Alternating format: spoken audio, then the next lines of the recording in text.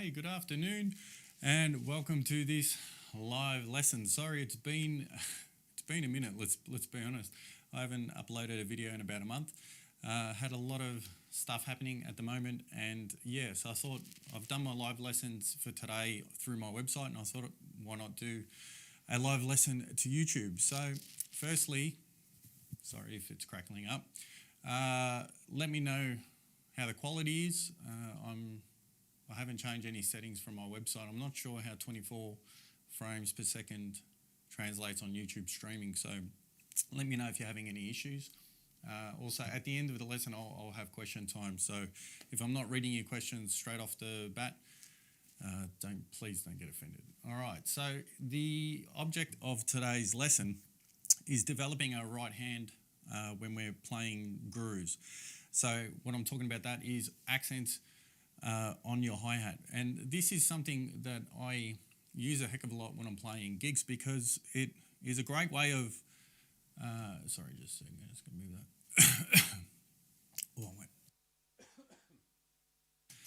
wait. Excuse me. So it's a great way of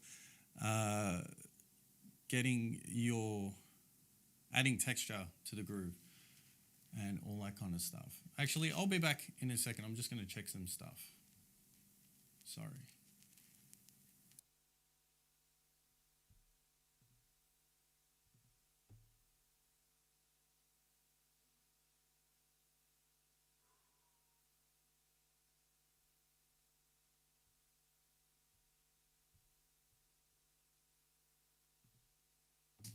All right, sorry about that.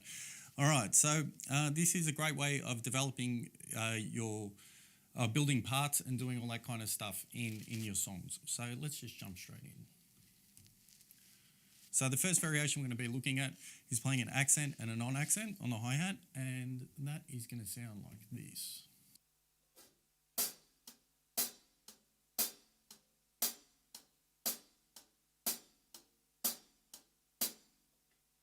Cool, and the second variation we're going to be looking at, playing over an ostinato, is playing the upbeat on the hi-hat, which sounds like this.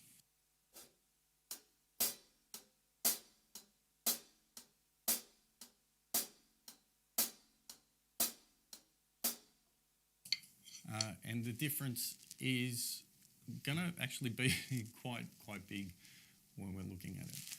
All right, so the first ostinato we're going to be playing over 4 variations, okay? So those 4 variations, I'll explain them as we're coming up. But the first one we're going to be playing is 1 E and 2 E and 3 E and 4 E and 1 E and 2 E and 3 E and 4. And we're going to play that with our first ostinato, which is accent, non-accent, accent, non-accent. So let's give that a go now. And I'll play it at 50 beats per minute.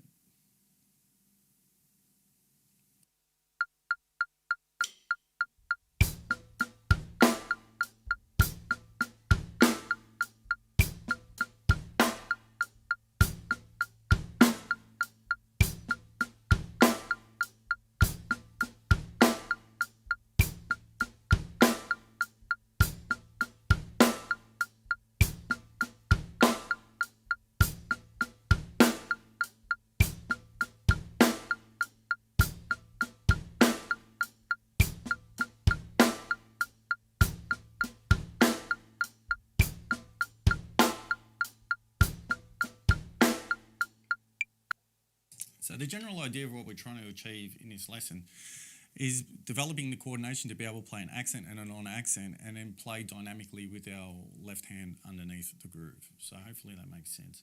So that's number 1. Number 2, all we're going to be doing is on beats 2 and 4, we're going to be adding a bass drum to the end of the beat, okay? So that's all we're going to do with these grooves is we've got 4 variations on the PDF, which will be available in the link later. There's 8 variations. I'm only going to play the first 4 because I don't have that much time, but hopefully it will give you an idea of something to work on. So in number 2, all we're going to be doing is we're changing beats 2 and 4. So now we're adding a bass drum to the end of the beat. So same ostinato on our right hand, the same ostinato on our right hand, and we're going to be just changing up the groove underneath. Here we go.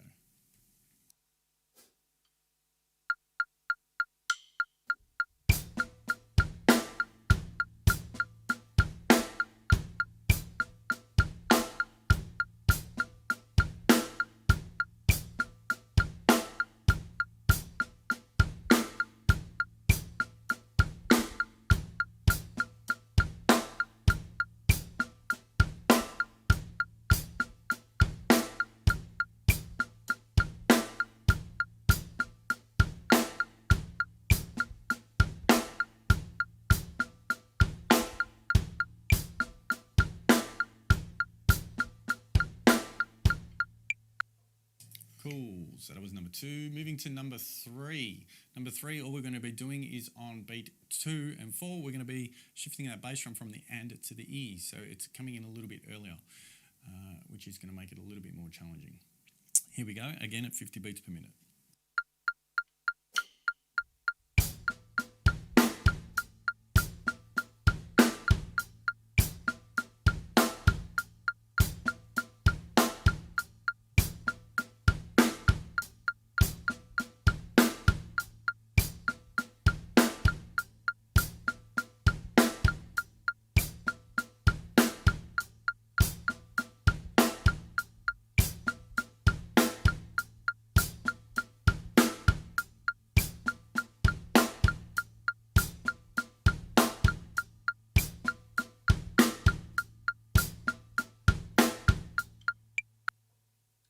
Cool, and the last one for exercise 1 is going to be number 4. And in this one, we're now shifting that bass drum on 2 and 4 to the so the end of the beat.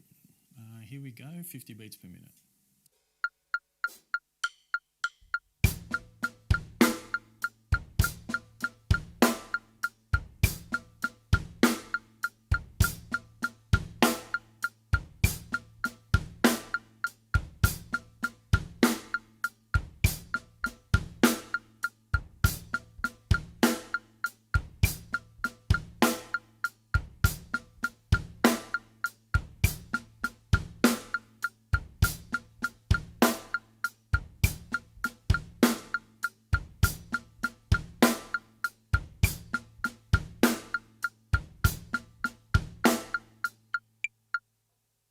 Cool, and that's the end of the first exercise. Now, one other thing I'd just like to touch on before we move on to the next one is with your right hand. Very, very important.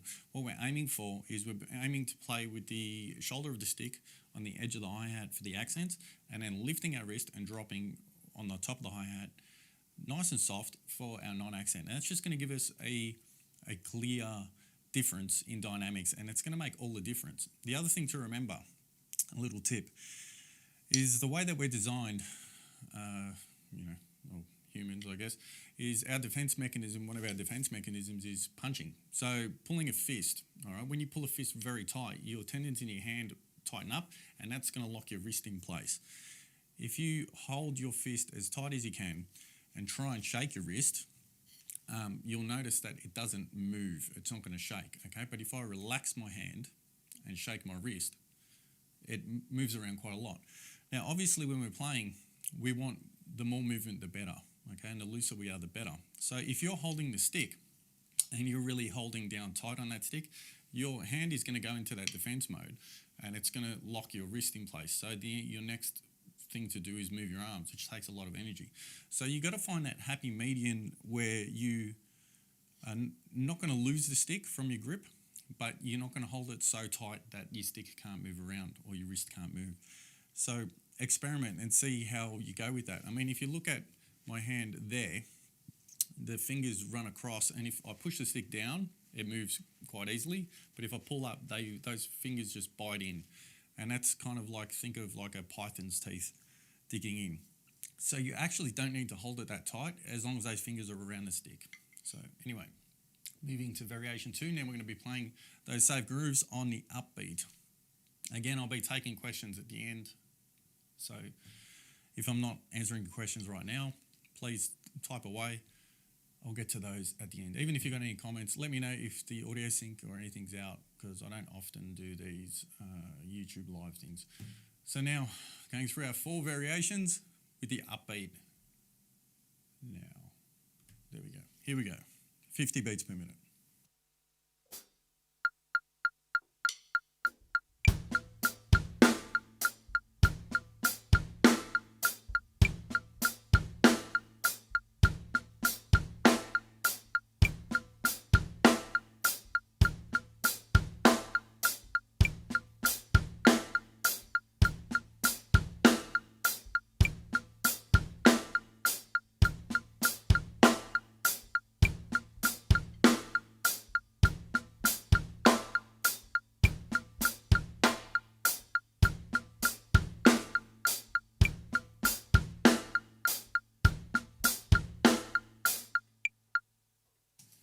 moving to our next one, number 2.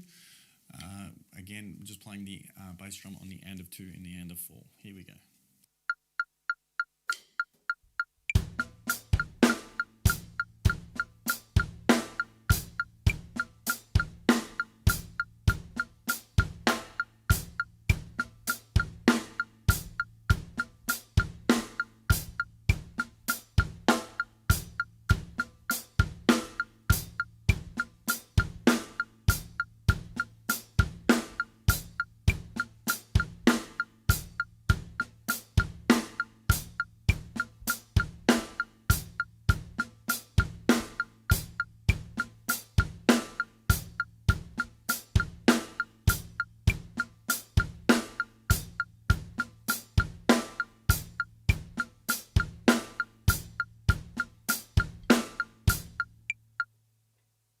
Cool. Number three, we're playing that bass drum on 2 and 4 on the E now. Here we go.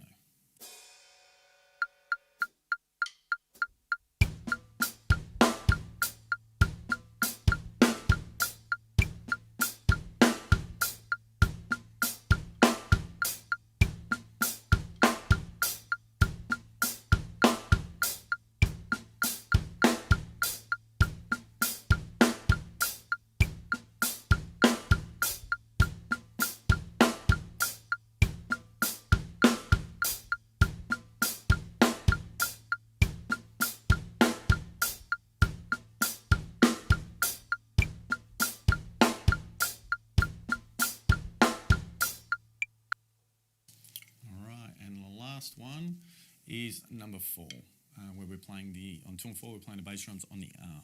Now, here we go.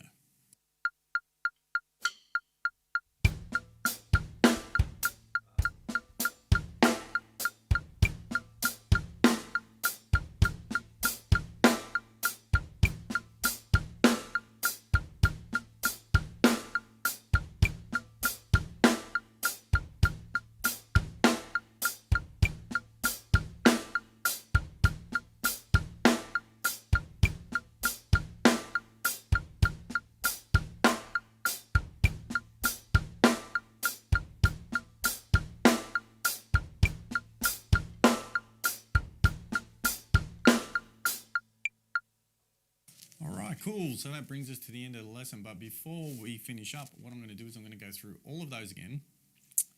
That was at 50 beats per minute. I'm playing them at 100 beats per minute, and I'll probably stuff it up because it's live and that's what happens. But we'll be playing through exercise 1 and exercise 2. So I'll just play, a few bars of each, maybe 8 bars of each or something roughly, and then I'll swap. So this is going to give you a clear idea of the difference that playing dynamically on the hi-hats can make to the groove. Same grooves, although we're changing is the hi-hat pattern, or the hi-hat accent. Patterns are the same. Here we go.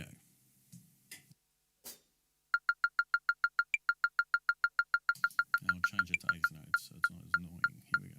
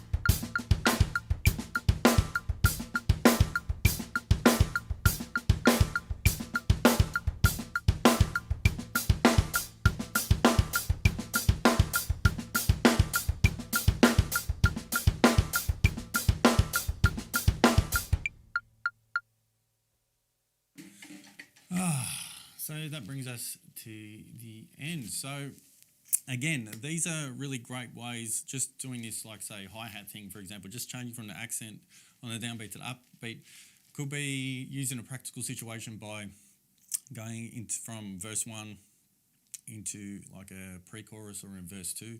So you could be playing straight, and then you might just change the groove by playing the upbeat on the hi-hat, and that'll just give it a little bit of a lift and will add that little bit extra musicality to your playing, which is what we're after.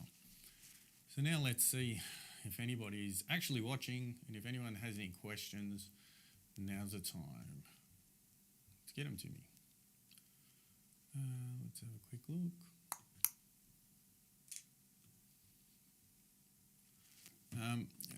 And while I'm waiting, I'll just let you know this is something I do regularly on my website, intodrums.com.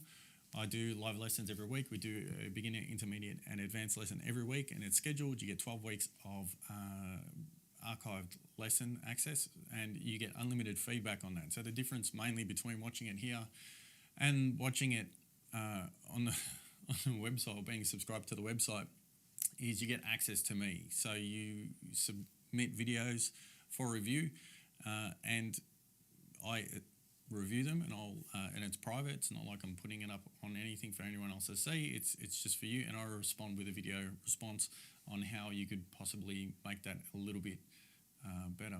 You can barely hear me. Really? Yeah, right. That's odd. Two? Okay. I'll check that out a bit later. Where'd my thing go? There we go. All right. Thanks. Is it Loris? I'll check that out.